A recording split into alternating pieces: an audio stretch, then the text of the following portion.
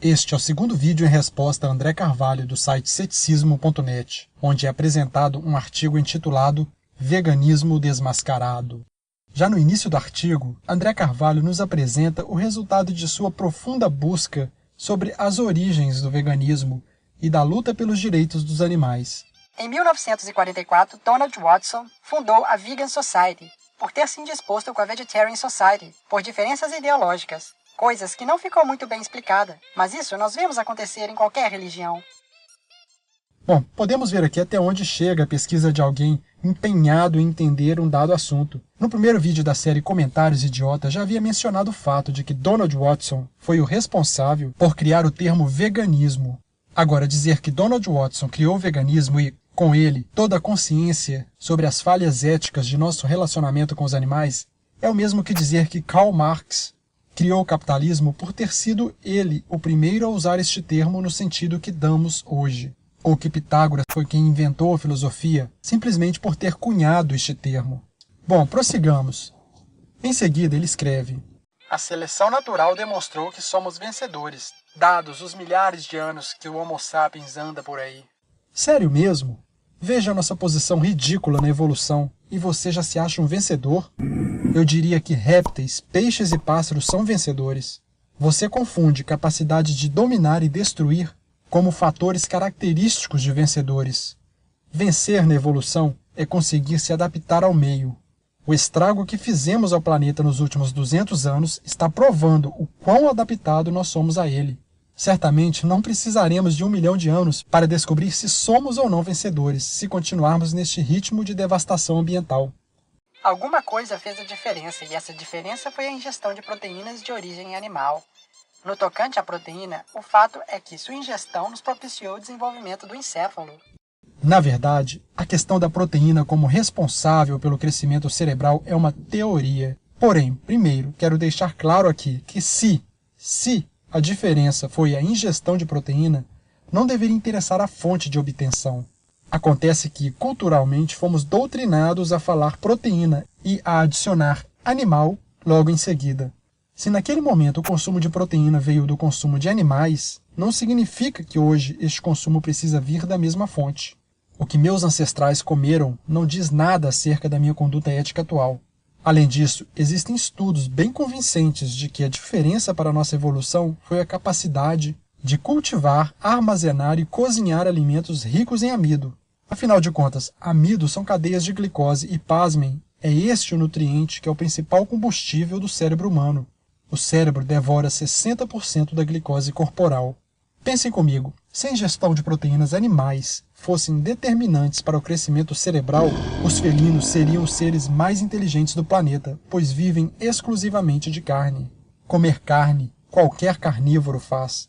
Cultivar, extrair e cozinhar tubérculos ricos em amido, somente os nossos ancestrais fizeram. Em buscas arqueológicas é fácil encontrar pedaços de ossos de animais, o que nos leva à falsa conclusão de que aquele era o alimento principal. Agora, desafio alguém a encontrar um inhame de 2 milhões de anos. A questão toda é definir quando começamos a usar o fogo para cozinhar tais alimentos ricos em amido. E é aí que existe muita divergência na ciência. Vejam só o que diz este estudo. O cérebro humano não é o maior de todos. Elefantes e cetáceos têm cérebros bem maior. No entanto, o homem é possivelmente o que tem o maior número de neurônios concentrados em um indivíduo, 86 bilhões.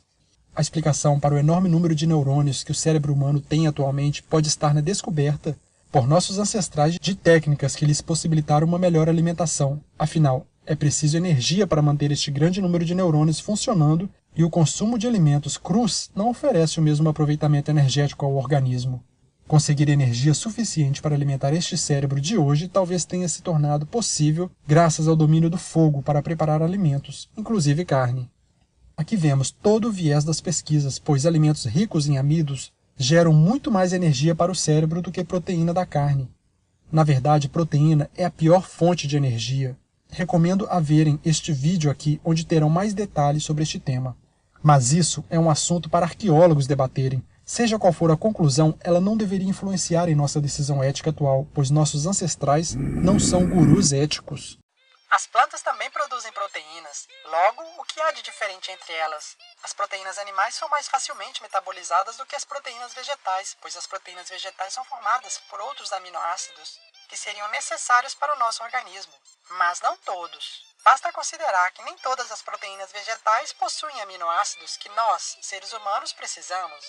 De onde iríamos conseguir esses aminoácidos? Comprando no Mercado Livre?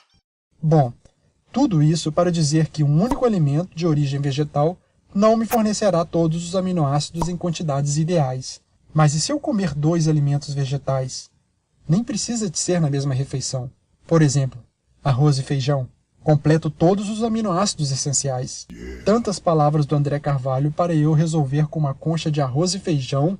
Sobre a absorção, não interessa saber apenas qual é mais ou menos absorvível. A outra informação importante é quanto eu preciso absorver por dia. Se o reino vegetal fornece minha necessidade diária, caramba, problema resolvido de novo. Que fique claro que todos os aminoácidos essenciais aos humanos podem sim ser encontrados no reino vegetal, mesmo que não estejam presentes em um único vegetal. Sites como o GoVegan esquecem também de mencionar que, embora os vegetais também apresentem proteínas, a maior parte da planta é composta por celulose, um carboidrato e não proteína, que não é absorvido pelo organismo humano. Não temos micro-organismos que atacam a celulose, quebrando-a em moléculas menores que podem ser absorvidas pelo organismo dos distintos herbívoros. Essa celulose aí mencionada funciona como fibra e regula o funcionamento intestinal. Não vejo nenhum problema ou omissão no site, já que os carboidratos podemos obter de muitas outras fontes, não se preocupe. Agora, vejamos um estudo apresentado que será fatal contra o veganismo. Da mesma maneira, houve um aumento da estatura considerável no povo japonês depois da Segunda Grande Guerra. Com a chegada de norte-americanos na Ilha do Pacífico, começou a haver uma mudança de hábitos alimentares, com a introdução de mais proteína animal na dieta dos que lá viviam. Isso acarretou um aumento da estatura média do povo japonês, somando-se também um melhor estilo de vida. E é óbvio que apenas a ingestão da proteína animal não acarretaria isso, mas também é um fator a ser levado em conta. Se fosse nociva, tal desenvolvimento não seria observado ou seria em menor grau. Em uma reportagem da revista Época, é demonstrado como os tanques japoneses possuíam cabines pequenas, adequadas à estatura média do soldado japonês. Atualmente, entrar numa cabine assim é muito complicado para um adulto. Então, acharam que não podia piorar? Pior do que tá no vídeo. Bom, pessoalmente, se eu fosse do exército japonês e crescesse ao ponto de não conseguir entrar no meu tanque de guerra, não ficaria feliz com isso. Calma, estou fazendo uma piada. Mas este argumento da estatura deve ter causado outros problemas sérios na adaptação japonesa a este novo padrão ocidental. Me digam, desde quando ser alto é sinônimo de melhor estilo de vida? André Carvalho usa um estereótipo europeu para criar um padrão de felicidade? Em um dos artigos referidos pode-se ler: não se acredita que uma melhor nutrição foi o principal fator para a tendência de crescimento. Será que André Carvalho lê aquilo que coloca no seu site? Mas se ele quer brincar de artigos, vejam só que interessante este estudo.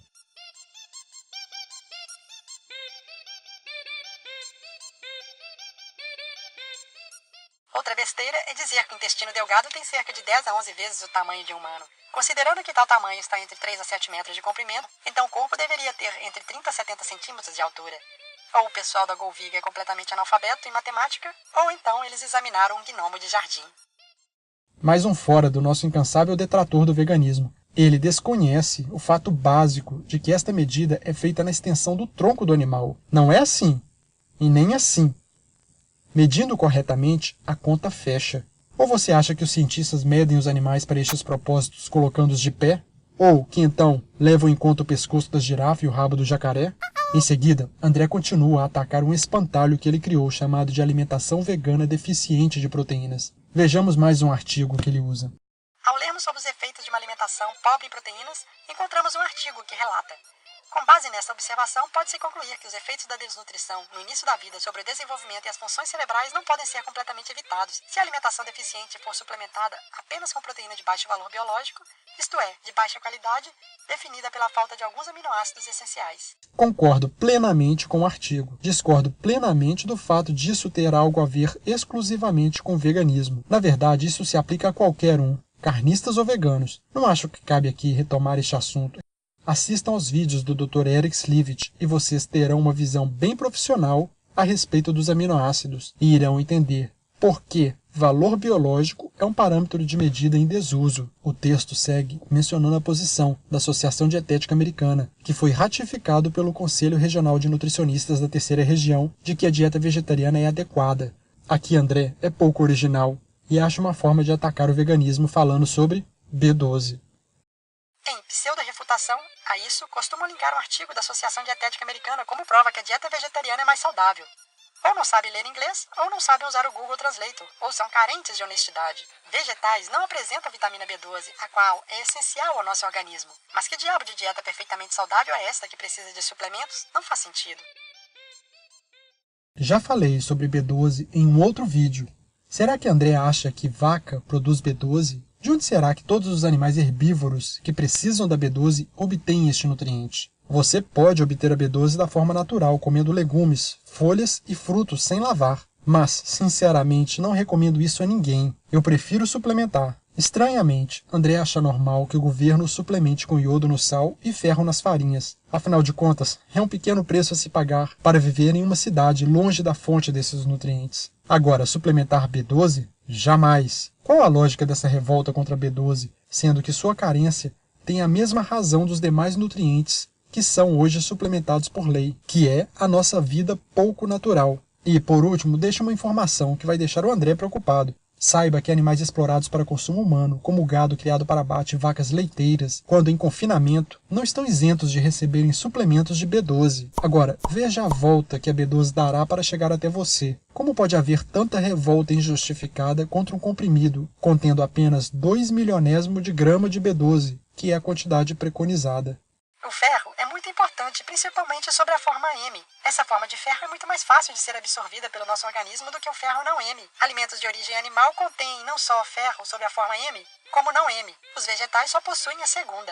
De fato, o ferro não M dos vegetais tem certas peculiaridades que dificultam sua absorção. Porém, vejam só como um pouco de matemática refuta todo este contra-argumento. A gente vai fazer uma conta aqui para demonstrar essa questão do ferro, que é muito interessante.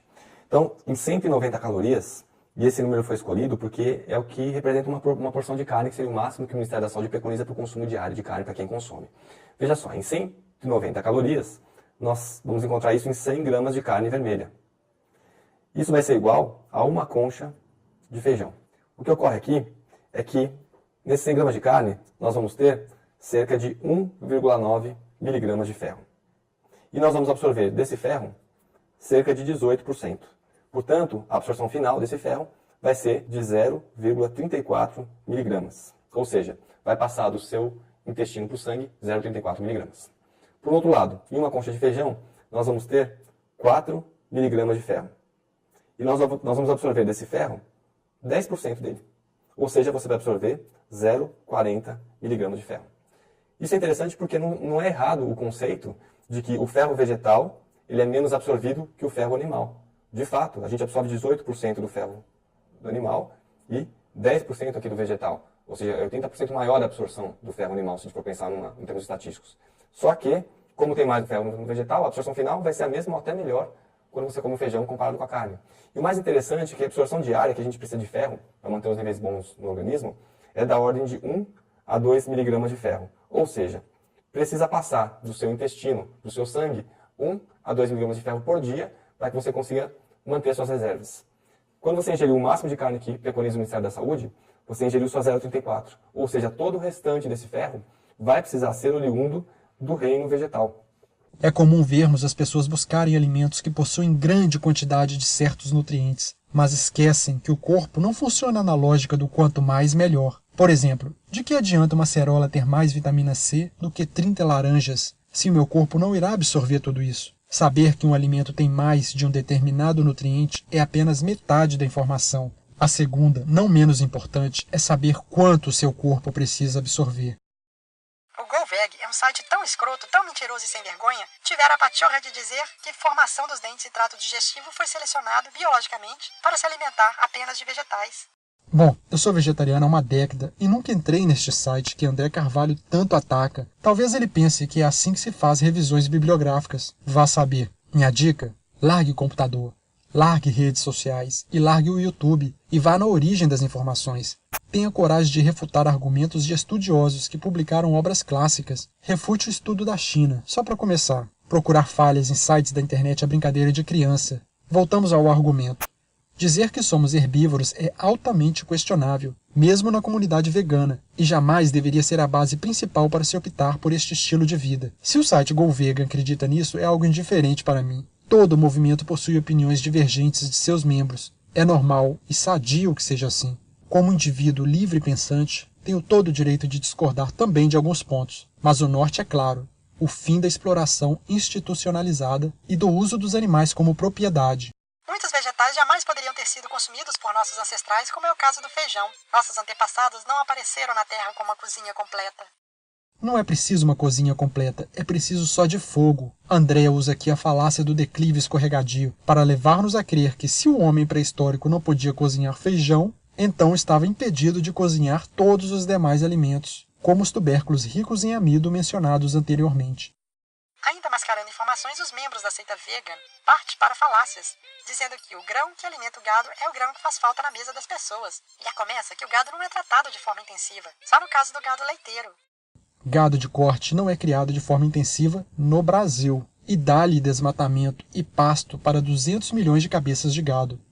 Mas, e nos Estados Unidos e Europa, onde a criação é majoritariamente intensiva? E os porcos e galinhas que são todos criados em confinamento? Inclusive no Brasil, que em números estão na casa dos bilhões. E haja milho para eles, pois estes animais, mesmo sendo menores que uma vaca, são superalimentados para crescerem descomunalmente em um curto espaço de tempo. De acordo com a Embrapa, a dieta completa de um gado leiteiro é a mistura de volumosos, silagem, feno, capim verde picado, com concentrados energéticos e proteicos, minerais e vitaminas. Será que André Carvalho não sabe o que é silagem? Vou ajudá-lo mostrando a explicação do site da própria Embrapa. Silagem é a forragem verde armazenada na ausência de ar e conservada mediante fermentação em depósitos chamados silos. O milho, o sorgo e o capim-elefante são as principais forrageiras usadas para ensilagem, sendo o milho o mais comum e de maior valor nutritivo dentre estas três. O gado bovino de corte é tratado com bases de cana-de-açúcar volumosos, cerca de 40 kg por dia, e apenas 3 kg de concentrado, milho mais farelo de soja. Apenas? Será que preciso fazer esta conta para vocês? Multipliquem 3 kg deste concentrado de milho e soja por 200 milhões de cabeças de gados e terão a noção de quanto milho e farelo de soja são destinados à vaca neste país. E não se esqueça dos 5 bilhões de frangos e 36 milhões de porcos abatidos por ano só no Brasil. No próximo vídeo, falaremos sobre a questão ética e o que André Carvalho tem a nos dizer. Quem sabe ele desbanca toda a filosofia ética animalista.